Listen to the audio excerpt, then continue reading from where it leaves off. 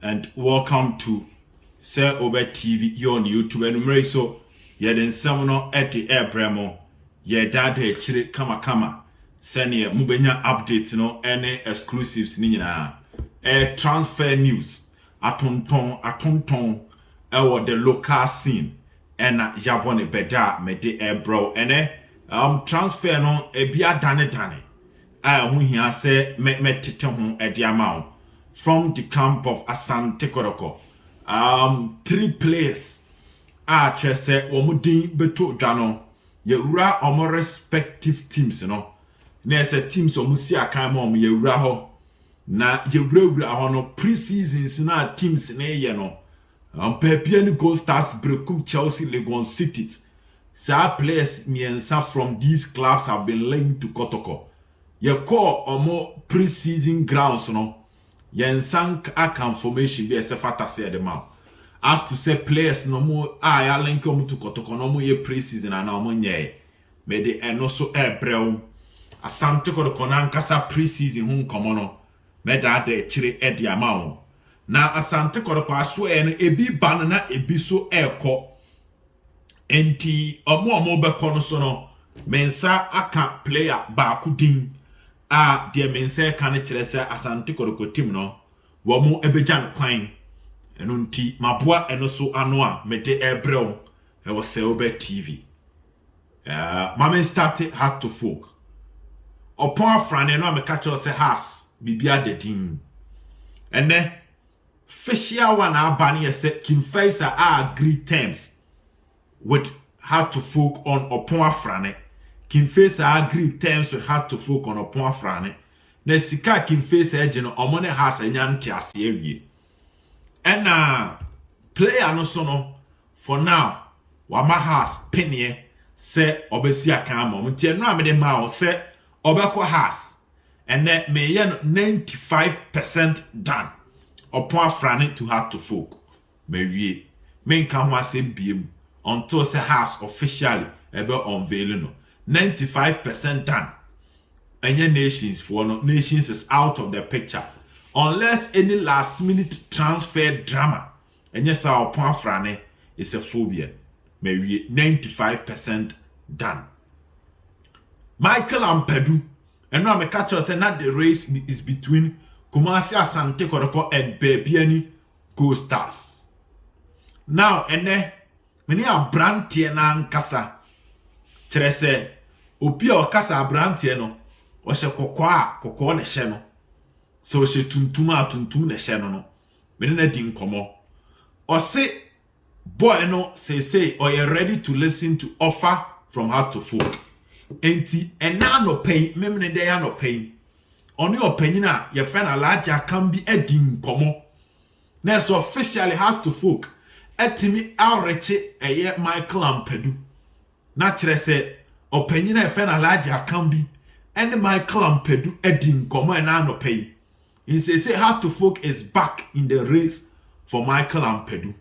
Gold Stars, Asante Kotoko and Heart to Folk omo ena epre abrante fe na Michael Ampedu na initially na onim na has nim eno amede maamo but in impenifo e ben na kasa ama say no wonyanti ase se Heart to Folk team no wo ne omo ebetwetwe nkomo no atie offer has ede emomo media Heart to Folk aso e na wo mo abranti a ye fe na Aziz Nuruddin Aziz Abdul Nuruddin ene otimi join Heart to Folk team no our pre-season enti ono so dia ababon Nuruddin is back was started training at the Heart to Folk.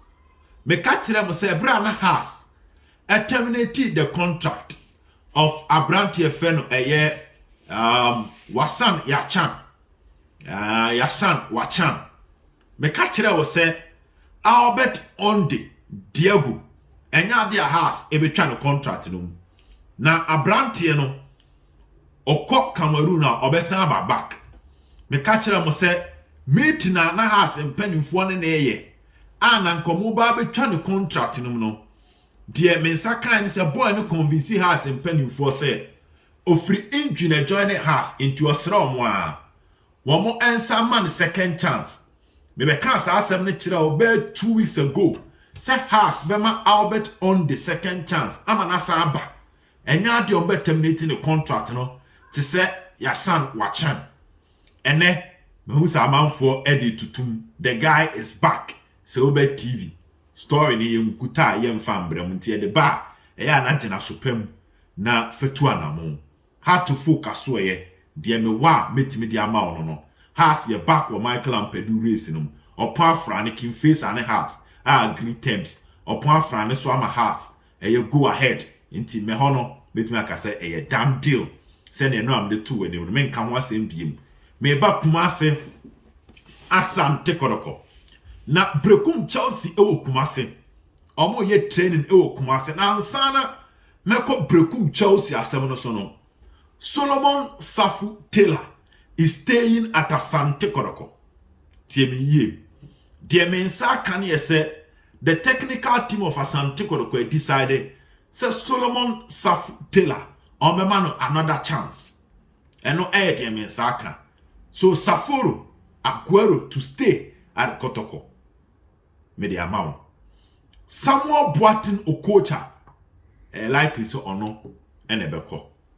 So between Solomon Safu Taylor and Samuel Boatin, it appears that Solomon Safu Taylor had the upper hand over Samuel Boatin. Ewa Asante Kotoko team no. And here dear Mikuta mete amawa mete me di amawa Kudus Mohammed. Menyan ntie wa agree say o free Ayas a join Brighton and Hove Albion. We Kenya local news. But Kudus there na betwem no. May your stories na abano. Ese seme de ma on to Kudus Mohammed.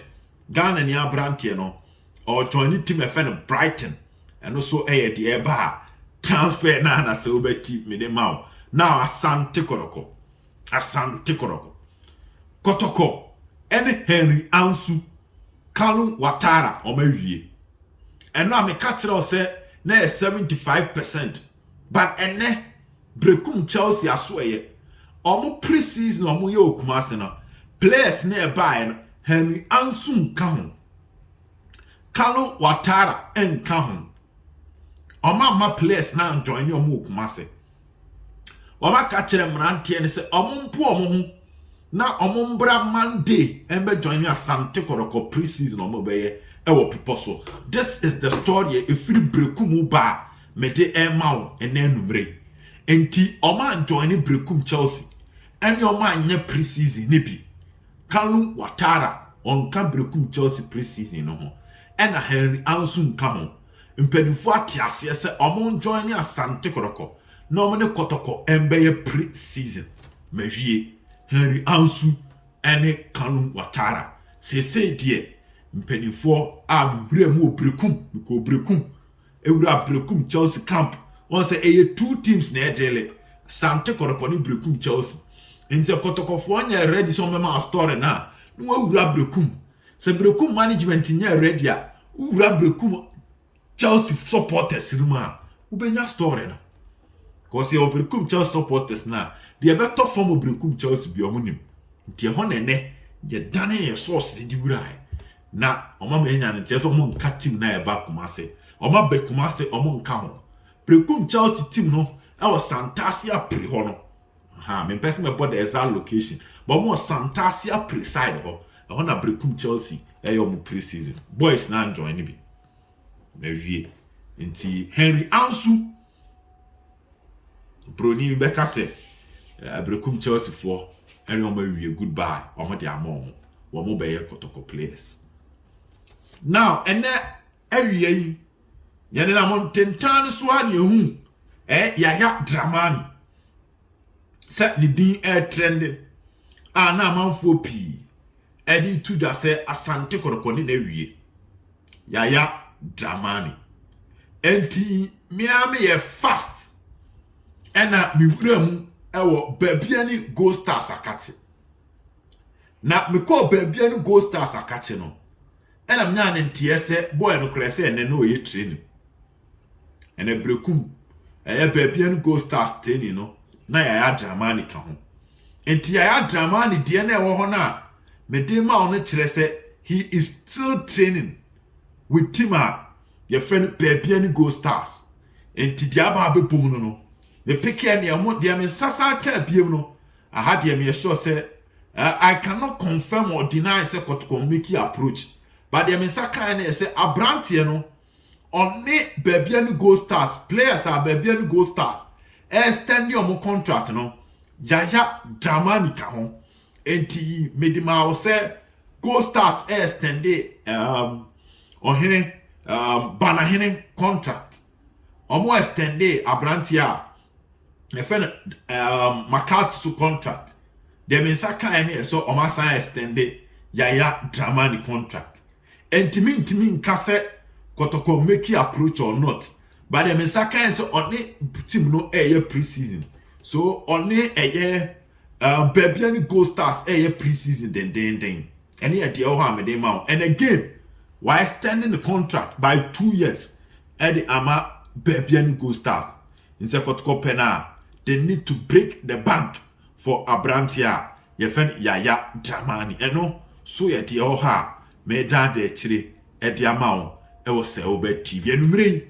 Yabop the Abede and Asante Aba. Transfer necessary near the abroad, necessary near the abroad. So now, the mechanic say, the Misaka Fibrekum Chelsea no, Ansu and Kalo Watara, Asante Kotoko players. Say Obed TV, made us the breed.